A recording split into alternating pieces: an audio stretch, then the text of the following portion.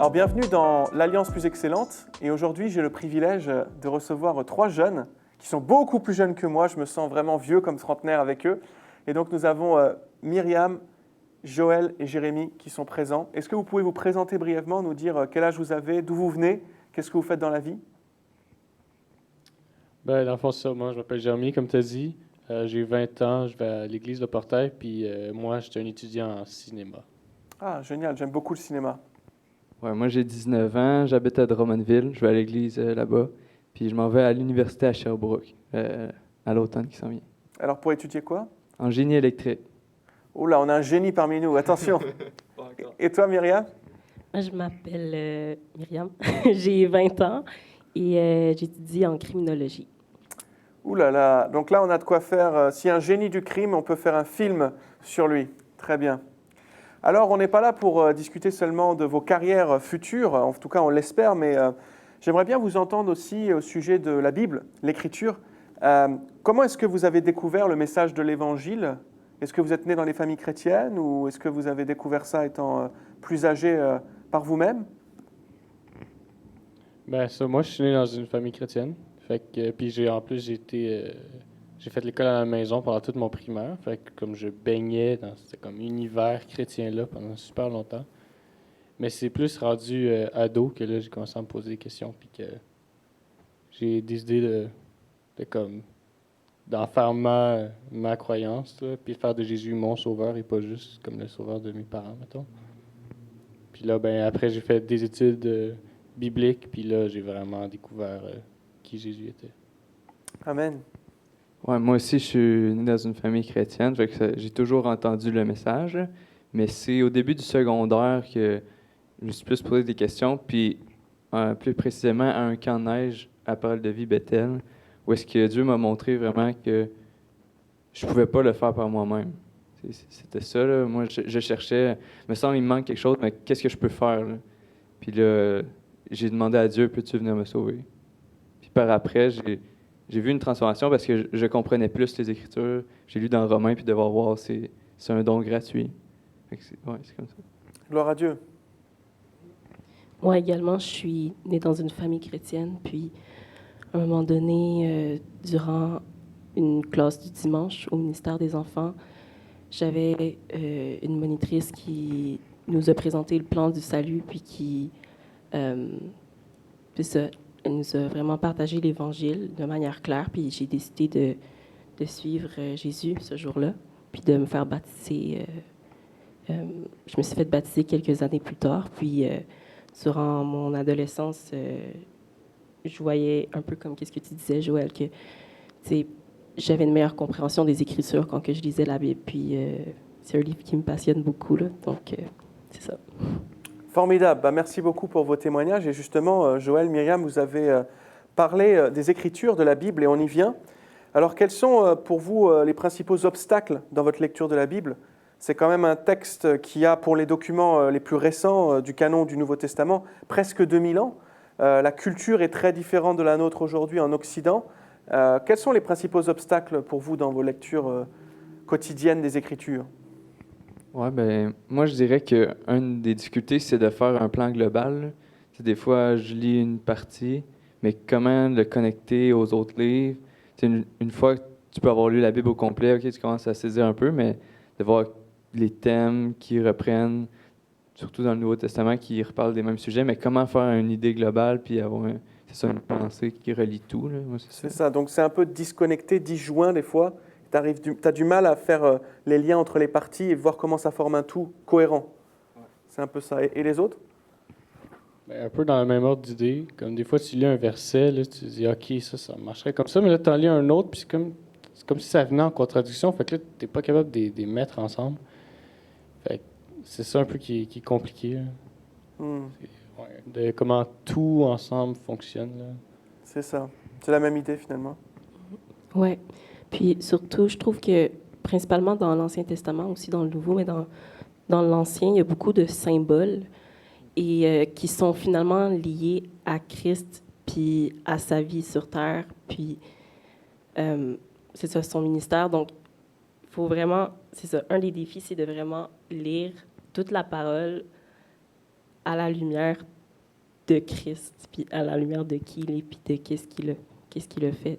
Puis, c'est ça, dans l'Ancien Testament, je trouve ça difficile parce qu'il y a beaucoup de...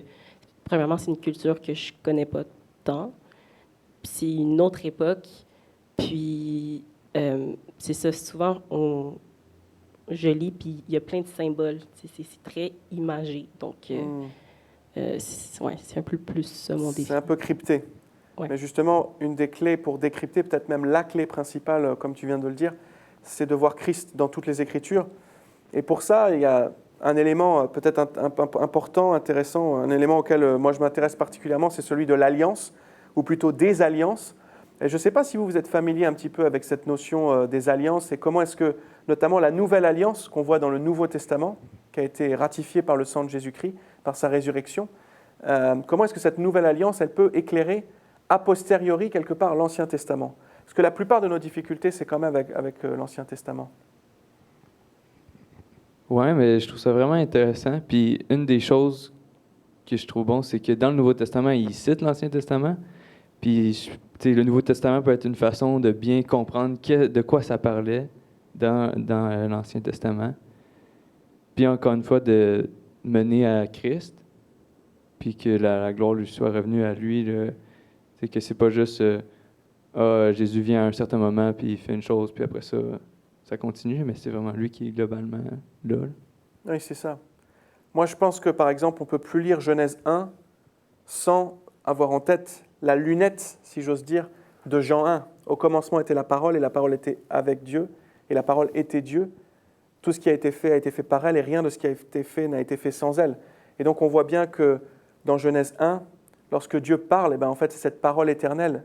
C'est le Fils qui devait venir dans le monde dont il est question. Donc c'est important, je crois, peut-être d'avoir en tête toujours l'interprétation du Nouveau Testament pour relire l'Ancien Testament. Pourquoi ? Parce que c'est la seule qui soit vraiment inspirée. Nous, on est un peu faillibles, même si on est éclairé par le Saint-Esprit, tandis que les auteurs inspirés du Nouveau Testament, eux, ils ont la bonne lecture de l'Ancien. Est-ce que vous êtes d'accord avec ça ? Mais oui, je suis d'accord avec ce que tu dis, Matt. C'est très important de lire l'Ancien Testament avec avec en tête l'idée que Jésus était là au commencement et que toute en fait la parole est dirigée de manière à ce que Christ puisse c'est comme je vois un peu l'Ancien Testament comme un rescue mission ou comme un plan que Dieu fait dans toute sa sagesse pour pouvoir sauver l'humanité au travers de Christ et c'est ça, établir une nouvelle alliance au travers de lui. Excellent. Là, en fait, tu as résumé avec tes propres mots un des principes d'interprétation de ce qu'on appelle, je crois, la théologie de la Nouvelle Alliance, qui est que la priorité herméneutique, pour employer un gros mot, la priorité d'interprétation va au nouveau. Parce qu'effectivement, c'est à la lumière de l'événement de Jésus-Christ, c'est à la lumière de sa venue dans le monde et du salut qu'il a opéré, qu'on peut relire l'Ancien Testament. Un petit peu comme, je ne sais plus qui est en criminologie et qui aime les films, voilà, tu es en criminologie et tu aimes les films, et dans les films policiers, c'est à la fin qu'on découvre qui est le meurtrier. Et quand on revisionne le film, on comprend mieux, on voit tous les indices, on voit comment est-ce que le filmmaker, là, il était en train de t'orienter en fait vers le coupable. Et c'est la même chose avec la Bible. Bon, j'ose pas comparer Jésus à un criminel, mais vous comprenez bien ce que je veux dire.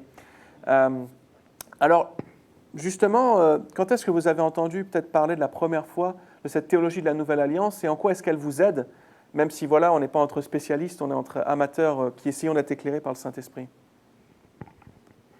La première fois que j'en ai entendu parler, c'était au colloque des Écritures, en 2019, je pense. À ce temps-là, moi, je n'étais pas vraiment théologique, là. Je ne connaissais pas vraiment ça. Je venais d'être exposé au dispensationalisme. Fait que là, j'ai entendu ça. Déjà, en l'entendant, j'ai trouvé ça comme plus convaincant que le dispensationnisme, mettons. Puis j'ai tout de suite comme pensé que genre, ça valait la peine que j'investisse comme du temps à découvrir un peu c'est quoi.